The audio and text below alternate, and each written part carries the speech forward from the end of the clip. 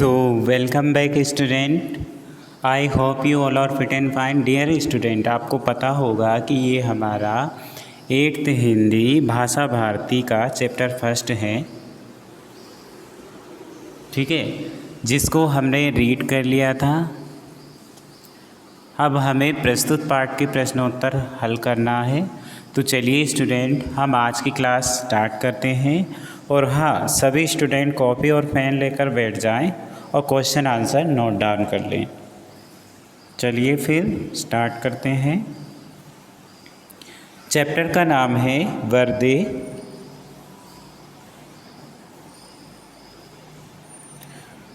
Question first है, निम्नलिखित शब्दों के अर्थ शब्दकोश से खोजकर लिखिए। निम्नलिखित शब्दों के अर्थ शब्दकोश से खोजकर हमें लिखना है। वीणा वादनी का मतलब सरस्वती, मंद्रव धीमा और गंभीर स्वर, नव मतलब नया, उर मतलब हृदय, अंध उर यानी अज्ञान के अंधकार से युक्त हृदय, जननी माँ बंधन स्तर यानी दास्ता या बंधन का स्वरूप,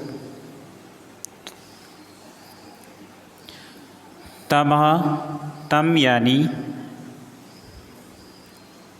अज्ञान का अंधकार, विहग वृंद यानी पक्षियों का समूह,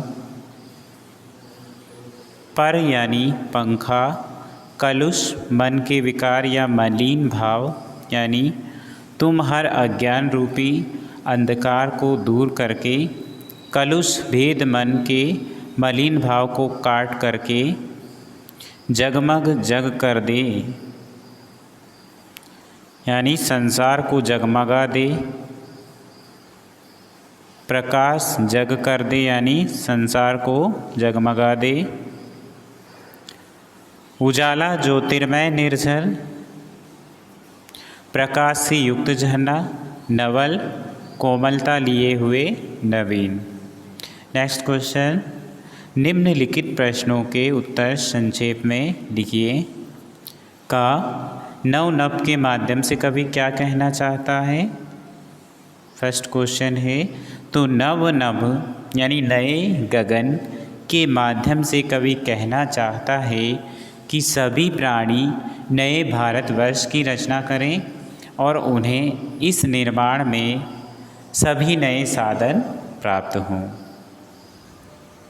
नेक्स्ट क्वेश्चन है, इस कविता में कवि किससे वरदान मांग रहा है? इस कविता में कवि किससे वरदान मांग रहा है? आंसर क्या होगा इसका? आंसर होगा, इस कविता में कवि ज्ञान की देवी माँ सरस्वती से वरदान मांग रहा है। कौन? कवि। नेक्स्ट क्वेश्चन है, कवि भारत में कौन सा मंत्र भरने की बात कह रहा है? तो कवि भारत में नव अमृत मंत्र भरने की बात कह रहा है। कौन सा मंत्र की जगह नव अमृत मंत्र भरने की बात कह रहा है। नेक्स्ट क्वेश्चन है, निम्नलिखित प्रश्नों के उत्तर विस्तार से लिखिए। फर्स्ट क्वेश्चन है, कवि माँ सरस्वती से क्या वरदान मांगना चाह रहा है? आंसर होगा, कवि माँ सरस्वती से वरदान चाहता है कि सारे भारतवर्ष यानी कि संपूर्ण भारतवर्ष में स्वतंत्रता की नई भावना का अमर मंत्र भर जाए, यानी कि सारा जो भारतवर्ष है उसमें सभी लोगों के अंदर स्वतंत्रता की एक नई भावना हो जो उन लोगों के हृदय में भर जाए। प्रत्येक व्यक्ति के हृदय से विभिन्न स्तर के अज्ञान का अंधकार दूर हो जाए। हर व्यक्ति के दिल से यह अंधकार दूर हो जाए कि उनके दिलों में अज्ञान भरा है, तथा सभी ज्ञान की ज्योति का झरना बहने लगे, सभी और ज्ञान की ज्योति का झरना बहने लगे। मन के विकार दूर हो जाए, मन में जो समस्त प्रकार के विकार आते हैं वे दूर हो जाएं, अज्ञान का अंधकार नष्ट हो जाए। यहाँ पे अज्ञान है अजान की जगह अज्ञान का अंधकार नष्ट हो जाए तथा समस्त संसार ज्ञान के प्रकाश से चमक उठे।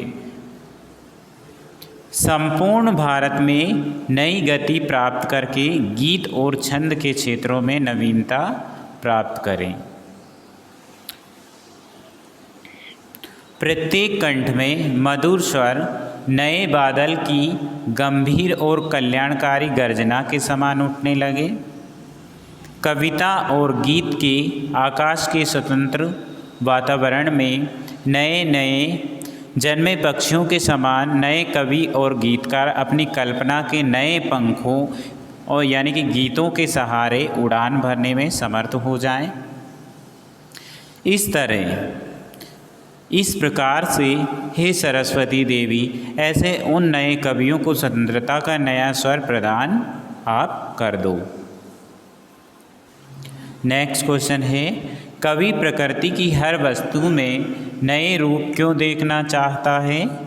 आंसर आएगा इसका, कवि निराला जी ने अपनी कविता में प्रकृति की ही वस्तु का चित्रण नए रूप में किया है। वे चाहते हैं कि प्रकृति में कोई भी वस्तु अपने पुराने अथवा अतीत के रूप में ना बनी रहे, यानी कि उसमें नवीनता का संचार हो। इसके अलावा वे चाहते हैं कि वहाँ मधुरता हो, भावुकता हो, सजीवता हो, क्योंकि प्रकृति अपनी गति प्रदान स्वरूप में मनुष्य को शुद्धता, पवित्रता और कोमलता प्रदान करती है। प्रकृति अपने प्रत्येक बदले हुए स्वरूप में प्रेम और सौंदर्य को उपदेश देती है। प्रकृति के स्वतंत्र विकास से उसकी निर्भीकता तथा सभी के कल्याण की भावना मनुष्य में विकास पाती है। प्रकृति के मुक्त चित्रण में कवि ने रूढ़ियों यानी कि अंधविश्वासों या पुरानी विचारधाराओं की अंधेरी काया को तोड़कर मानव मुक्ति का संदेश दिया है। नए बादल की मधुर गंभीर गर्जना लोगों के मन के विकारों को दूर करके अपनी सुखद वर्षा से पृथ्वी को शस्य श्यामला बना देती है। कवि ने अपनी कविता में सर्वत्र, चारों ओर या सभी ओर ही अज्ञान के अंधकार को मिटाने तथा ज्ञान के प्रकाश से संपूर्ण जगत को लाभ देने के लिए शारदा माँ से निवेदन किया है, माँ सरस्वती से प्रार्थना की है कि संपूर्ण समाज सत्य, शिव और सुंदर हो जाए। संपूर्ण समाज कैसा हो जाए? सत्य, शिव और सुंदर हो जाए। चलिए नेक्स्ट है, फिल इन द ब्लैंक। निम्नलिखित पंक्तियों को उचित शब्दों से भरिए। फर्स्ट है, कलुष भेद तुम हर भर, इसमें आएगा कलुष भेद तुम हर प्रकाश भर। ठीक है, का है, खा है, काट अंध उर ब्लैंक स्तर, मतलब उर के बंधन। इसमें क्या आएगा? उर के बंधन। बहा ब्लैंक ज्योतिर्मय निर्झर, इसमें क्या आएगा? जननी। बहा जननी ज्योतिर्मय निर्झर। नेक्स्ट है घा नव ब्लैंक स्वर दे, इसमें आएगा नव पर नव स्वर दे, नव पर नव स्वर दे। नेक्स्ट क्वेश्चन है, निम्नलिखित पंक्तियों के भाव स्पष्ट कीजिए। क्या करना है? भाव स्पष्ट करना है। पंक्तियां हैं का काट अंध उर के बंधन स्तर, बहा जनन ज्योतिर्मय निर्झर। इसका आंसर क्या आएगा? हे माँ, मनुष्य मात्र के हृदय में जो अज्ञान के भिन्न भिन्न स्तरों के बंधन हैं या ज्ञान के अलग अलग प्रकार के जो बंधन हैं, उन्हें हे सरस्वती माँ आप काट दो और उन्हें हर प्रकार के अज्ञान से मुक्त कर दो। उनके हृदयों में ज्ञान की ज्योति रूपी झरना बहा दो। मन के विकारों यानी कि बुरे भाव को दूर कर दो। अज्ञान के अंधकार को मिटा दो। ज्ञान का प्रकाश भर दो, अज्ञान के अंधकार को मिटाकर ज्ञान का प्रकाश भर दो। संपूर्ण संसार को उस प्रकाश की ज्योति से जगमगा दो।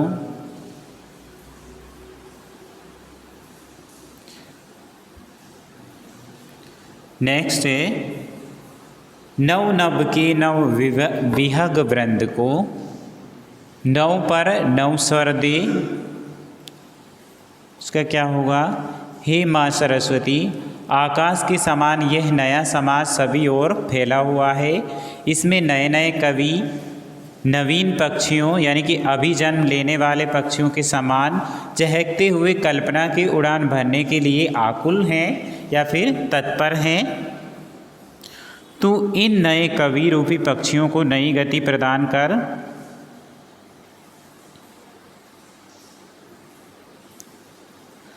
इसके अलावा नवीन लय और ताल से युक्त छंद प्रदान कर और इन्हें नए नए पंख यानी कि कल्पना शक्ति देकर ऊंची उड़ान भरने योग्य इनको बना दे। इनके कंठ को कोमल और नवीन बादल के समान धीमा और गंभीर स्वर प्रदान कर दे ताकि ये नए नए गीत कविताएं गा सकें। अब आ जाइए टिक द करेक्ट, सही विकल्प चुनकर लिखिए। का है नव नभ के नव विहग वृंद को पंक्ति में कौन सा अलंकार है? यमक, अनुप्रास या फिर श्लेष? कौन सा अलंकार है? अनुप्रास। क्या हो रहा है इसमें? एक ही वर्ण की पुनरावृत्ति हो रही है। जैसे नव में ना की, नभ में फिर ना की, उसके बाद नव में फिर ना की। कौन सा अलंकार आएगा? अनुप्रास। ठीक है। वर दे कविता के रचयिता हैं कौन है? सूर्यकांत त्रिपाठी निराला, जयशंकर प्रसाद गिरधर। क्या आएगा इसमें? सूर्यकांत त्रिपाठी निराला। नेक्स्ट है विहग वृंद का आशय है। विहग वृंद का आशय है पक्षियों का समूह या फिर मनुष्यों का समूह या फिर पशुओं का समूह। क्या है इसका आंसर? पक्षियों का समूह। विहग यानी पक्षी।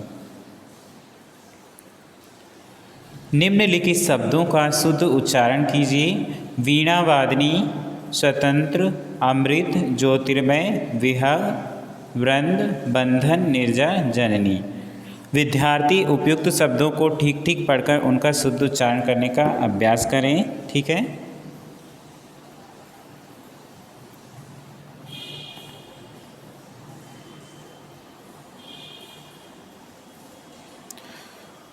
तो उपयुक्त चैप्टर में आए रा के विभिन्न रूप और रा वाले शब्द छांटकर लिखना है। कौन कौन से वर्ड में रा का उच्चारण हुआ है?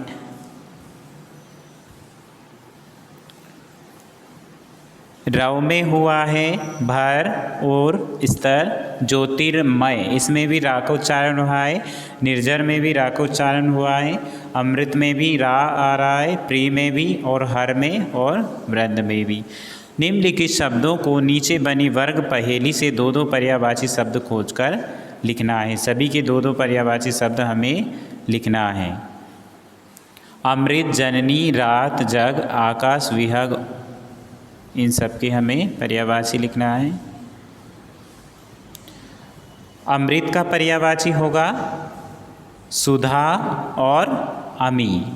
दो पर्यायवाची लिखना है हमें, सुधा और अमी। ये किसका पर्यायवाची है? अमृत का। जननी का माँ और माता। रात का रात्रि, निशा। जग का संसार, जगत। आकाश का नभ और गगन। विहग हमने पढ़ा था अभी, पक्षी या फिर खग।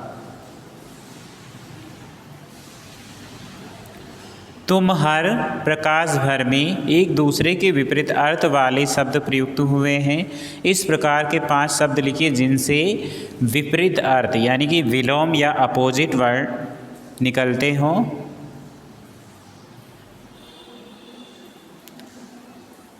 तम का अर्थ होता है ज्योति,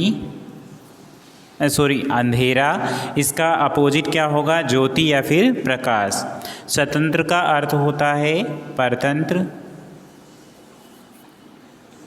इसके अलावा बंधन में होगा मुक्त।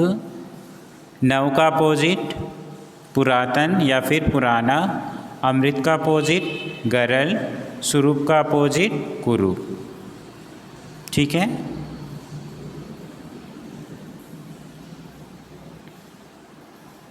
चलिए अब हमारा चैप्टर यहीं समाप्त होता है। उम्मीद है आपने सब नोट किया होगा।